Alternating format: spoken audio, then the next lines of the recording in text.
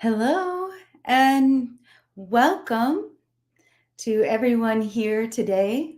I am so excited to see this and to have this opportunity to be with you all today.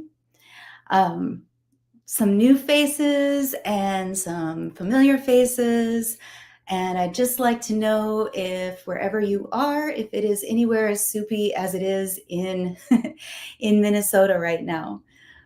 So this platform that I'm using is new to me today. This is my first attempt with YouTube Live. I'm not entirely sure where I'm going to see comments, but I would love for you to give it a try and see if I see them.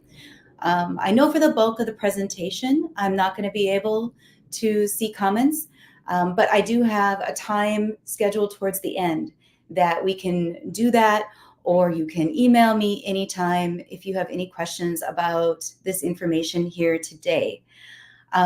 So again, I'm so glad to see you here. I thank you for joining me. Summer's always crazy. I know, lots of moving parts. Time seems to not make any sense at all. I believe that this information today is going to be so very helpful, and that especially in the kind of times that we're living in, it is so crucially important. I think that self-help is failing us at this time, that our needs are much greater than what self-help has been doing. So with that in mind, let me get started on the presentation.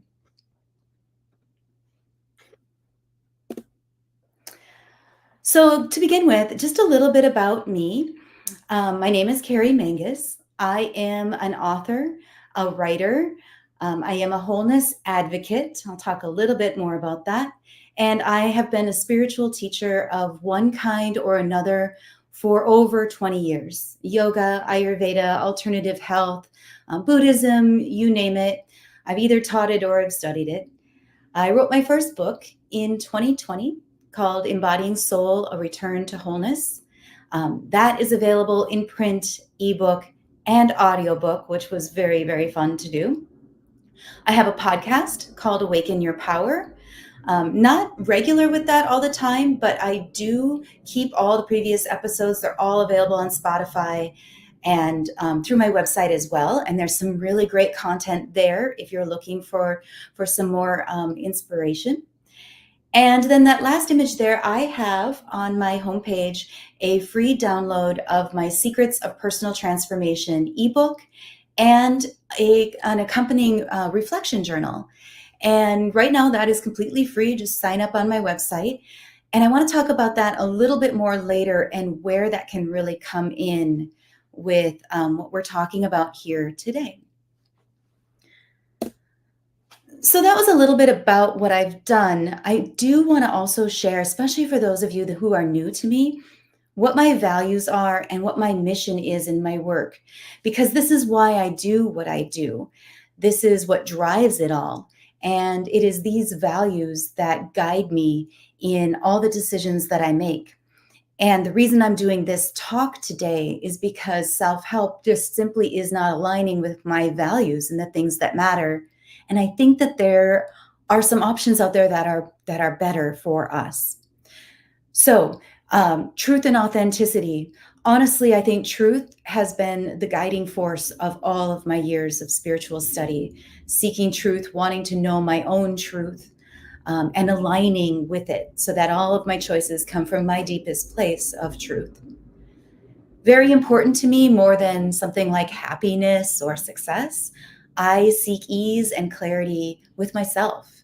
When I'm easeful in my body, then I get that yes and no a little easier with all the decisions that I make as well.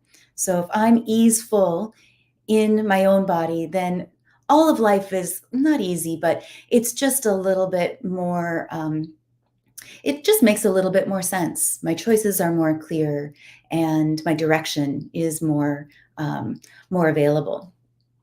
Sovereignty and inner power, owning my own choices, owning my own life, speaking from the depths of my power, not allowing these things to be up for sale. I believe in the power of vision and magic and real possibility. If you've read Embodying Soul, you know that there is a magical element in that, and that still is in all of my work. And curiosity and creativity definitely drive my work, as well as emotional expression and freedom. And then I mentioned that I'm a wholeness advocate.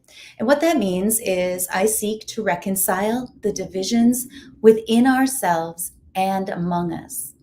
So our culture tends to divide, and that's been more clear lately than ever before, and put things into camps, dualistic camps of right and wrong, good and bad, evil and benevolent. And I think that has done us a lot of harm as a culture. It has created a lot of splits, not only in our world, but in our own psyches.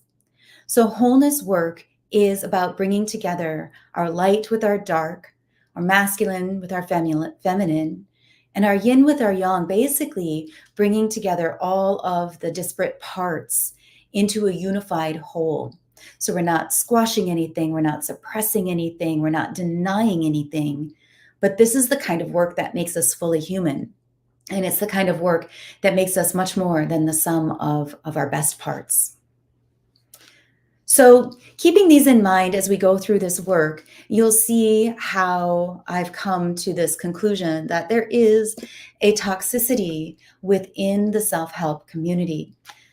Our agenda, we're going to talk about the promise of self help and really the false promises. We're going to talk about the tactics, how they hook us, the end result of that. And then we'll boil it down to what that toxic trait actually is. I'll give you a hint. I've already given you a hint. So maybe you have some ideas already where we might be going with that. And then I want to talk about deeper wisdom that is available. This isn't something that we have to make up or invent. There really is a more powerful way to go about our own growth and our own expansion and our own increasing consciousness. And then I want to talk about that all within the context of the needs of today, which are different than they were 50 years ago when self-help really got going. I think there is a call for us to do different kinds of work, richer work, more transformative work than the superficial, quick fix kind of work of self-help. So let's get going. The promises of self-help. Usually it's about material success and some kind of observable achievement.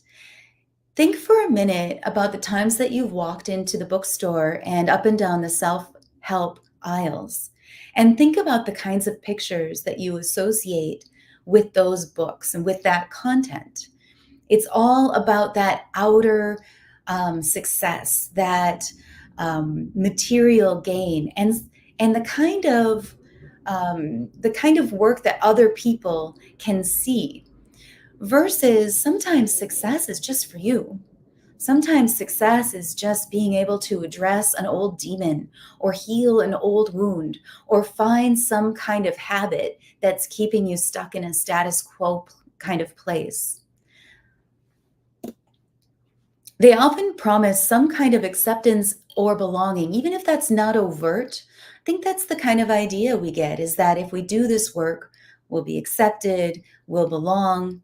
But if you ask me, sometimes the people that are doing the greatest work on this planet are the ones that are maybe the outsiders, the ones that rub against the grain, the ones that don't just simply adapt to the status quo with mindset changes and adaptation techniques and the like. Often they promise us that by doing this work, we'll find our purpose. And in fact, there's usually a whole subsection all about finding your purpose. Now, I have a lot to say about this topic and this whole idea of finding purpose. And if you're interested in more of that, definitely hit me up. I'll send you some of the links that I've written on this topic. But today, let's just suffice it to say that finding your purpose within the self-help genre is still always going to keep you within the kind of achievement that goes with labels and identity.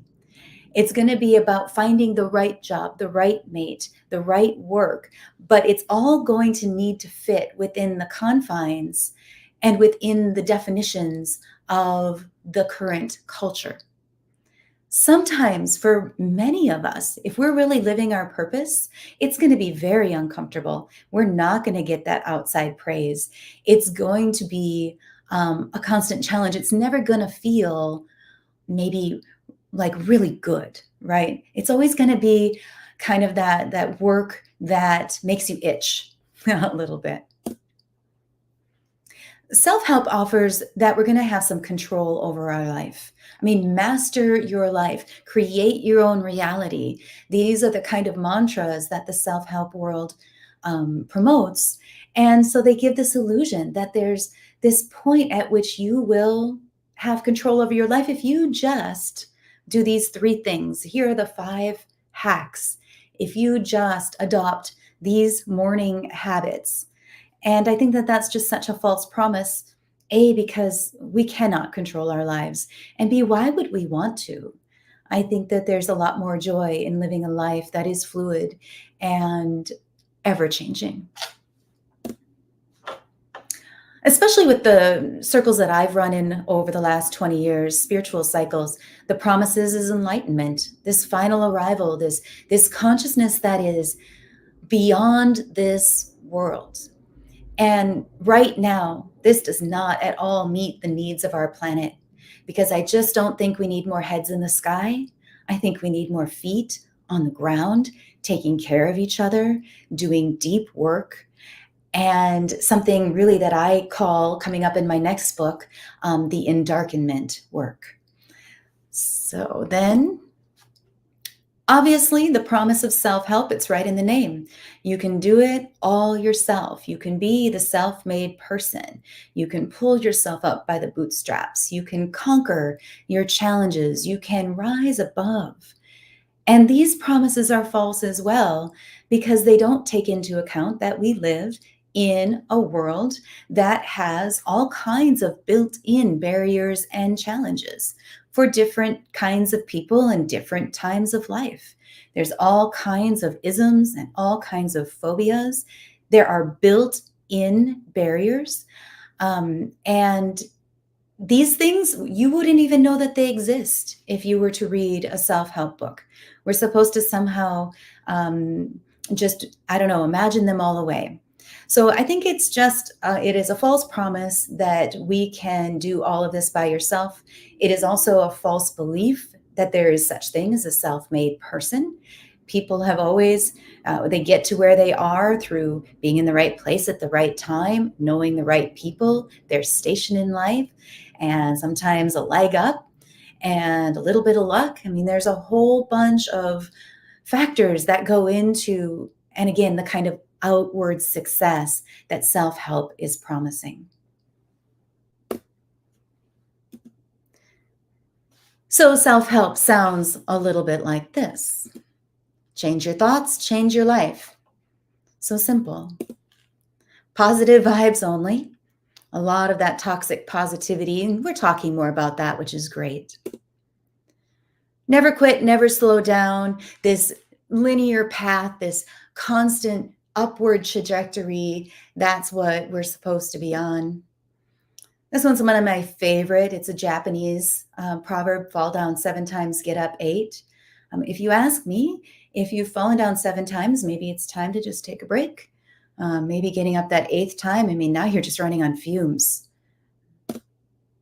You can rise above. Yes, sure, you can rise above your traumas, your wounds, your pains, your everything, and you can do it while you're also making a 5-course dinner and taking care of the kids and trying to make a living and trying to stay in touch with friends.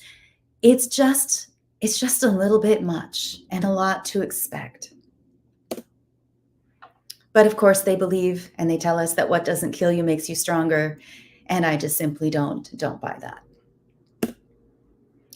Now, how do they pull us in? Well, self-help is a part of the capitalist culture. So they pull us in the same way anything in capitalism does, through fear, through desire, through wanting, through feeling inadequate, through feeling not enough. through believing that there is just this one thing that if you had it, everything in your life would somehow snap into place. Certainly, they promise us quick, easy fixes. And in a culture where we're really used to quick, bite size everything, that works sometimes. But if you really think about it, how many self help books that you've bought, or coaches, or magazines that you've subscribed to, how much of that is still valid for you today? How much of it is evergreen in your life? Usually these things fade just as quickly as they come up. Once again, they tell us that there's some kind of endpoint, and that certainly is promising. But life is a trajectory and it's cyclical, and we'll talk more about that.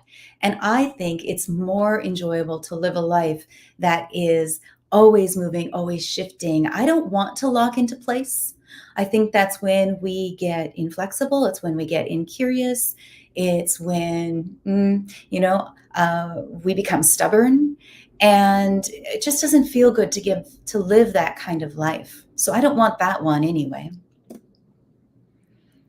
They have a way of making you believe that there's something wrong with you if you don't bounce back better, or if you don't bounce back at all, or if you don't bounce back within a certain amount of time. We have certain built-in timers in our culture that, if you lose a job, well, there's a certain kind of, it's just subconscious or unconscious. This is how much time you really get to bounce back from that. You're still complaining about that. It's been 5 years, right? We all know what that feels like, that we're expected to have overcome something. If we really haven't, if we really haven't done the work that it took to heal and integrate and embody, and then rebirth. So the end result of self-help is individually a sense of failure when we cannot or do not get back up right away. A culture that doesn't understand the significance and the meaning of crisis. Because in the self-help world, crisis is just something to push off of, just something to rise above, right? Something to conquer. Instead of seeing there is a lesson here, there is something for us to learn, whether it's an individual crisis, such as a midlife crisis, or an existential crisis, or an identity crisis, or whether it's a cultural collective crisis, such as COVID. What did we say in COVID? What did you hear so much? Let's get back to normal. Let's hurry up. I don't like this. I want everything back to normal.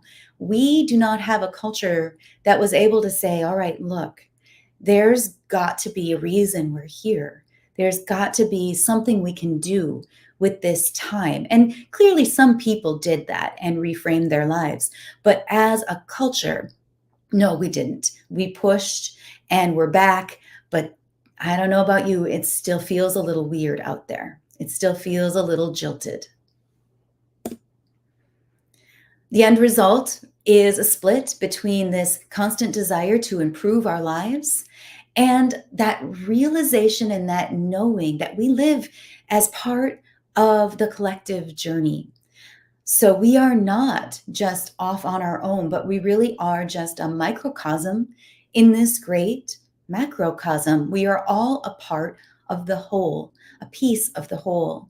And, like Kamala Harris said, we didn't just fall down from the coconut tree. We exist in the context of everything that has ever come before and everything that will come after. Self-help, if you read self-help, you wouldn't know that that's true, because it's all about you. You're fully responsible and you're fully to blame as well. This leads to a misalignment over time with our own values and our truth, those things that I listed earlier.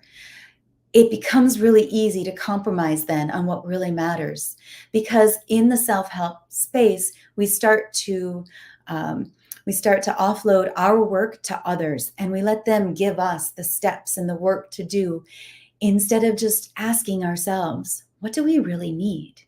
What do we really believe? And that starts to just get get quieter. That inner voice gets quieter as the outer voices and all the to-dos get louder. And then, of course, we also lose our own personal authority and a belief in our own inner wisdom. Now, I have sat at the feet of many, many teachers over the years.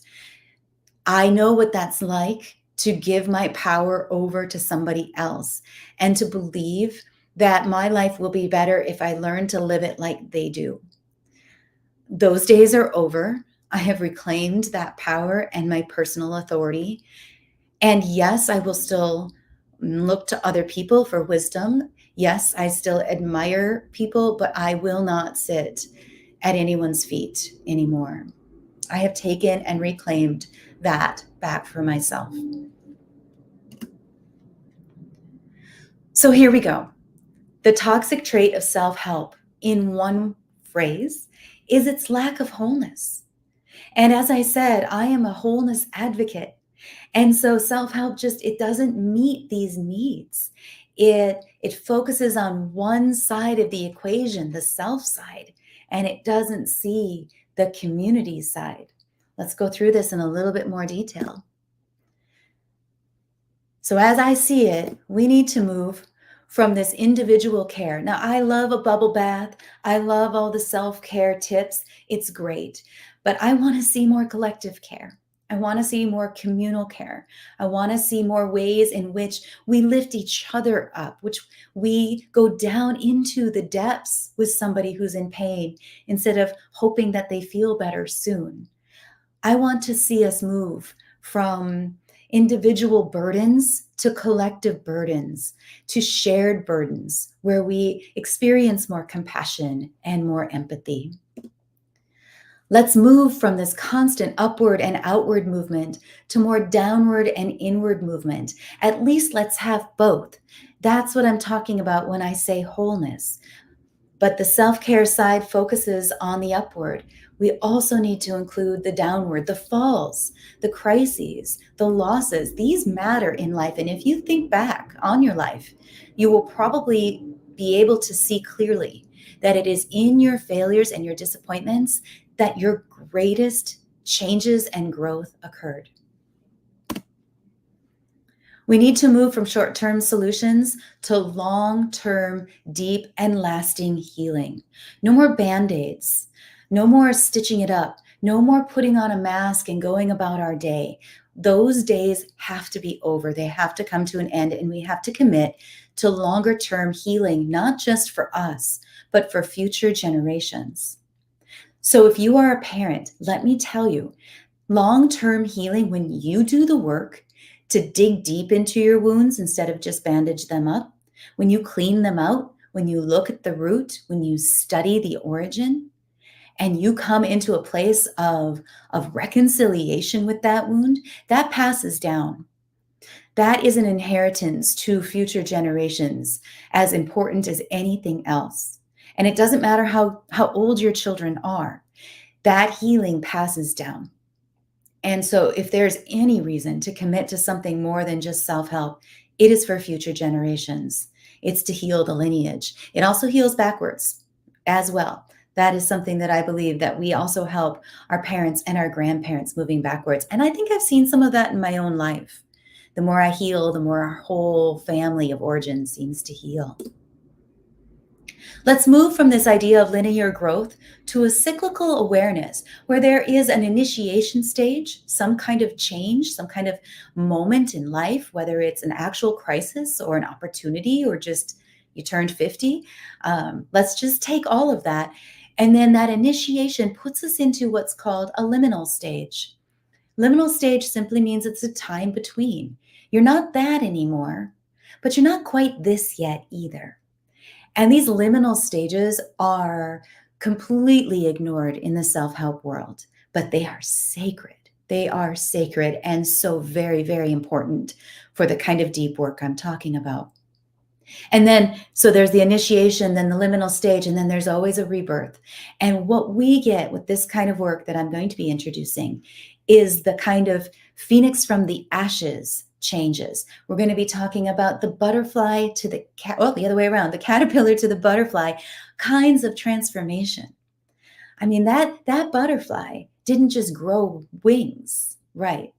It broke itself down in the chrysalis into a kind of soupy mass in which only the imaginal cells exist.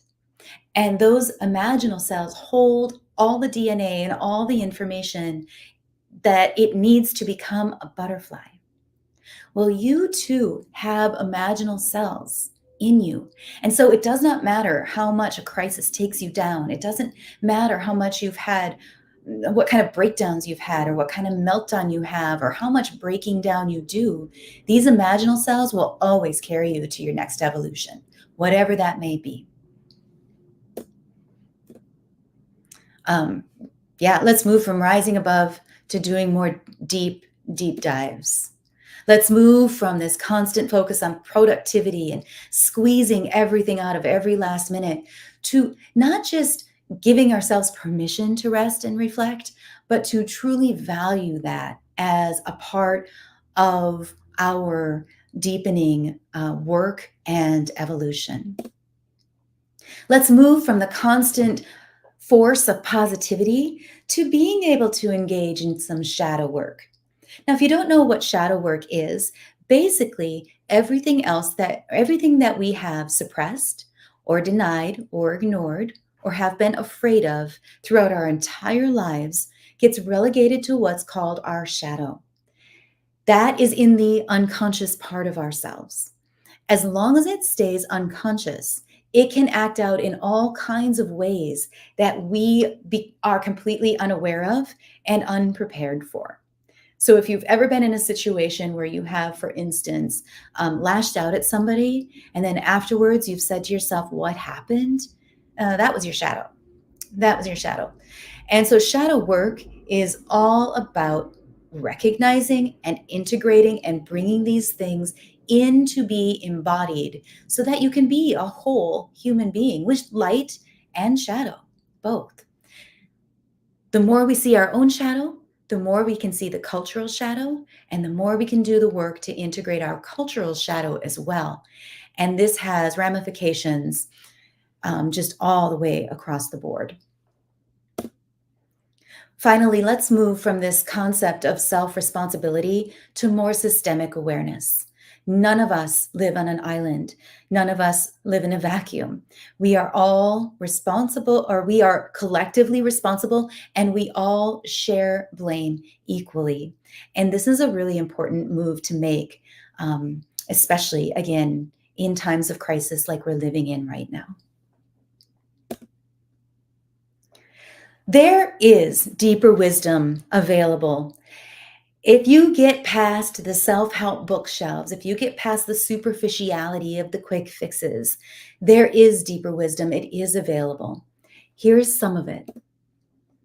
Carl Jung: one does not become enlightened by imagining figures of light, but by making the darkness conscious. Both are valid. Both matter. Both are part of our humanity. And we can't have one by ignoring the other.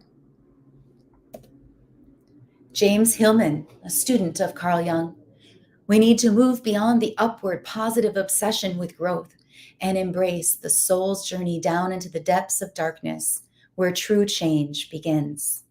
True change, true transformation, that begins down in the depths. Once we've shed all the layers of what doesn't belong, once we have accepted that sometimes life takes us in a different direction than what we were expecting.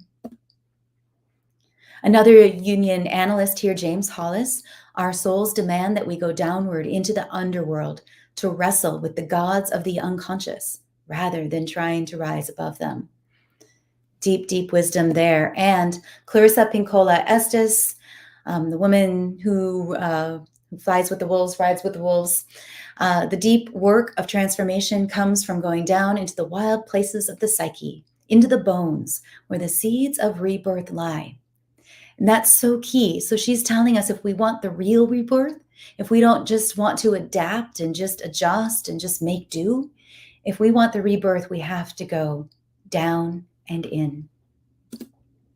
And we need this. We need more than adaptation and reframing. We need more acceptance of the downtimes in life. We need work that ties together our individual journey with the collective journey. We need to see our life in terms of cyclical growth rather than this forced linear path. We need more focus on collective care and, of course, our individual growth as well.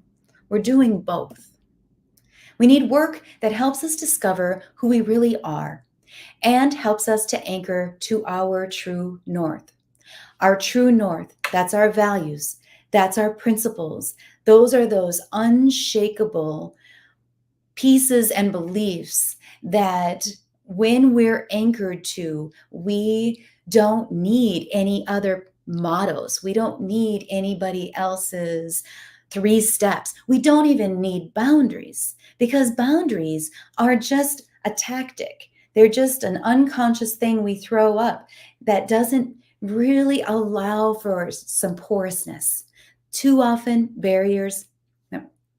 boundaries become barriers. And if you're attached and anchored to your true north, if you know what it is, then that will guide you. And that will keep you more pliant and more free as you go about your life. So, what I want to do now is introduce a brand new course that I am putting together. It is called True North, Steadfast Living in Turbulent Times.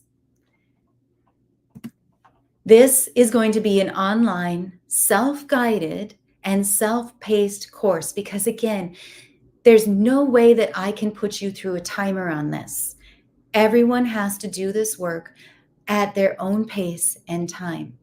But this work is designed to help you realize and find and discover and uncover your truest self so that you too know your true north, so that it can hold you steady even in the most turbulent of times. So whether you are in the midst of a personal crisis or you're not, but then you feel the weight of the collective crises bearing down on all of us, this work is going to walk you through what you need to do in order to remain true to yourself. And honestly, you are the only person that you are obligated to stay true to. We adapt for a lot of people and we try to make ourselves accommodating, but we have to be true to ourselves first and foremost. Only in that can we be a true source of wisdom and comfort for others, even in the most difficult times of life. Let me share a little bit more about this course. It really involves 3 stages. The recognition stage, where you say, aha, I need a change. I need this. I want this. You probably feel it right now, that recognition that this is different, that this is powerful, that this could really, really change your life, that it could make you transform from the from the caterpillar to the butterfly. The next stage then, once you've recognized it and you've signed up for the work, you start doing the breakdown. This is breaking down beliefs, breaking down ideas, looking at family patterns, looking at the status quo in your own life, the status quo, that which makes you sometimes feel stuck. And then we reach the breakdown stage. So the recognition stage is about seeing that sometimes we feel lost and overwhelmed and disconnected from each other and from ourselves. And the more crises that come up, the more bad news we see, it does get hard to maintain our stability and our sense of purpose, or let's just say direction. The status quo can can hold us back from achieving this life-changing growth and fulfillment. But first, we have to break free of old patterns. We can't just keep putting new habits on top of old. I think of it like armor that we put on, and then we just add a new habit or a new pattern the older we get, right? And then pretty soon we just don't have that flexibility and freedom of movement. Pretty soon we just react to life. It's just knee jerk. We don't have that response. We don't have that buoyancy and softness within that allows us to absorb something and then come and respond from that place. So when people tell me that they can't watch the news because it hurts their heart or because it's overly painful, I think of that. I think of this idea that they've become almost so armored up that yeah, every hit just hurts. They don't have any of that absorbency yet or left, but it can be rebuilt. It can, and we can hold more than we think we can. And we can be more compassionate and practice more empathy than we give ourselves credit for. The breakdown, yes, usually we're accumulating thoughts and beliefs. And so we have to have a point in time that we break them down. The true north that you are seeking for does not live in a book or a mantra outside of yourselves anyway. It's here. Sometimes it's buried between other people's expectations or actively expressed. But the only way to find your true north is to break everything down to its core. And that is what the work of this course is going to do. And then there's the breakthrough. Then there's the rebirth, the phoenix from the ashes. Imagine a life where you are no longer swayed by external chaos, but you're guided by an unwavering internal compass. Picture a life where you are realigned with your core values. This is what it means to live life from your true north. Briefly now, these 3 stages of this work are broken down into 4 modules of this course. So module number 1 is where we're really going to talk about this idea of order and chaos. So again, here we've got to work towards wholeness. And our tendency in life is to seek order, to seek meaning, to seek understanding. But sometimes when order is all that there is, it becomes rigid. Sometimes if the chair we're sitting in isn't a little bit uncomfortable, we're never going to get up. So sometimes this is the purpose of chaos. This is what society doesn't understand, but that this deeper wisdom does. Module number 2, we go deeply into the self, deeply into our beliefs, our habits, and our conditioning. We try to understand why we are the way we are. This module, along with all of these modules, offers all kinds of reflection questions and exercises to guide you along this work. It is not easy. It will challenge you to the core, but I promise you the result, the freedom that comes from breaking free of beliefs, because there are some beliefs right now that you hold that you think mean something to you and that anchor you, but actually are preventing you from even more freedom. So it's until you get there, it's crazy to understand, but a lot of beliefs that initially free us, or maybe were instilled in a certain time in life, now inhibit us. Module 3 is my favorite. It's the crux of the course because this is when we go into the myths and stories of the culture. This is when we go into what the cultural voices tell us and how that keeps us divided and desperate and locked in our places.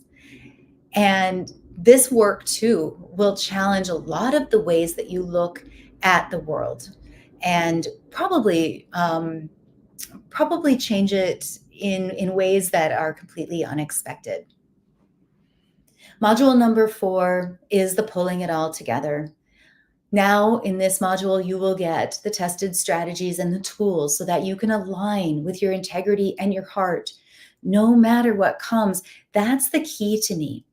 A lot of us can live aligned to certain values when times are easy or pleasant or in relationships that are comfortable.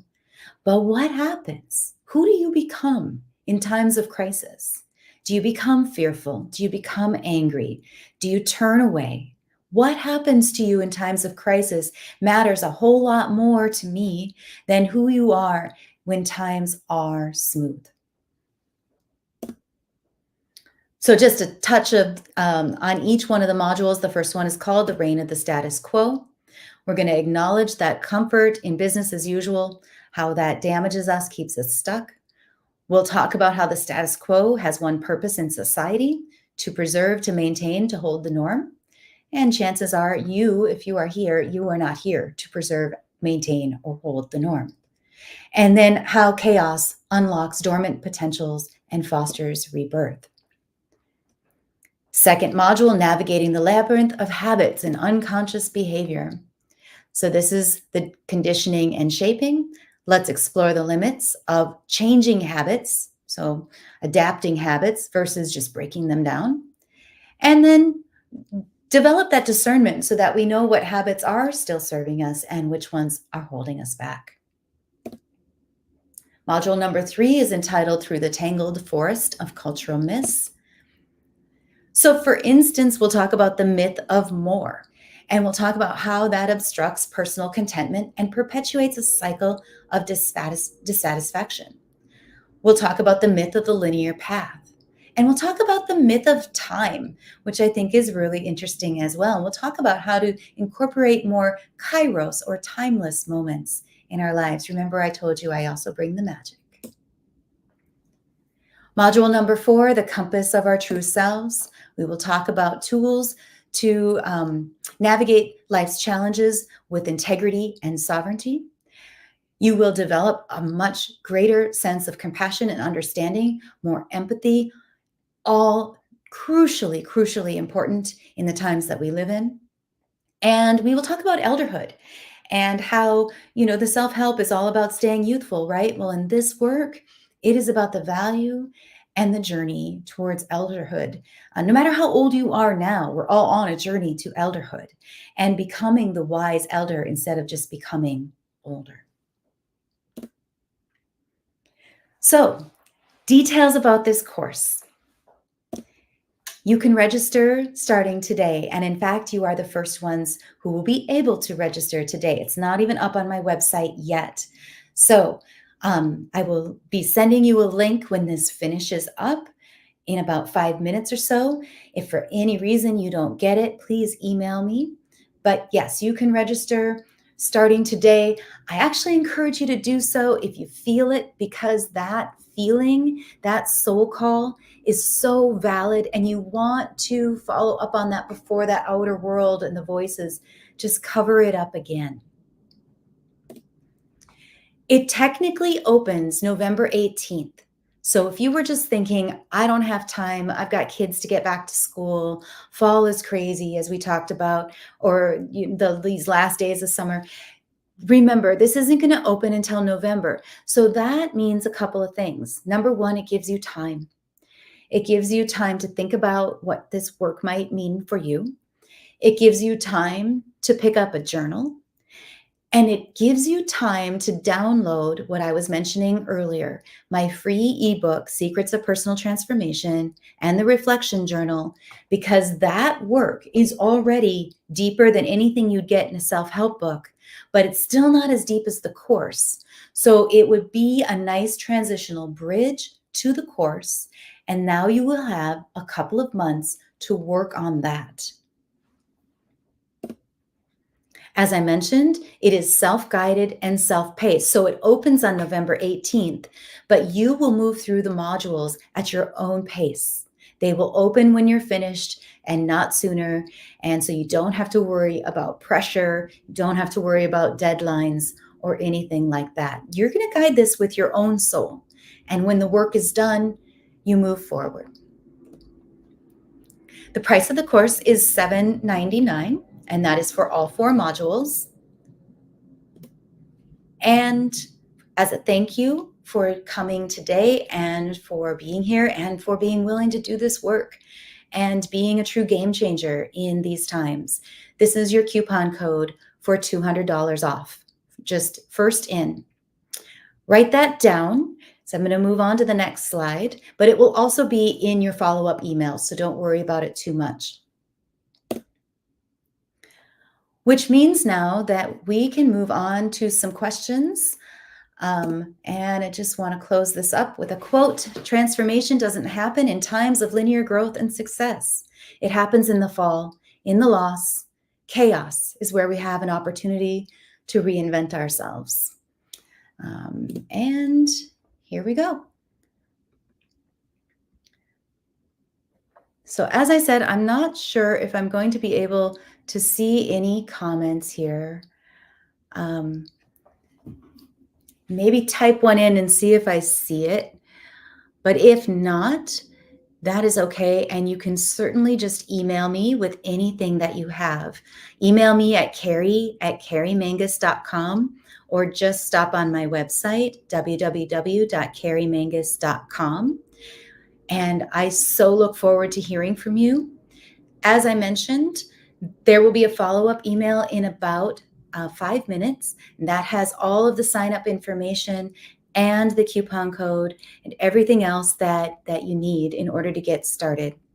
I'm really, really excited for you. I am excited to open up this course. And once again, thank you so very much for joining me on your Monday night.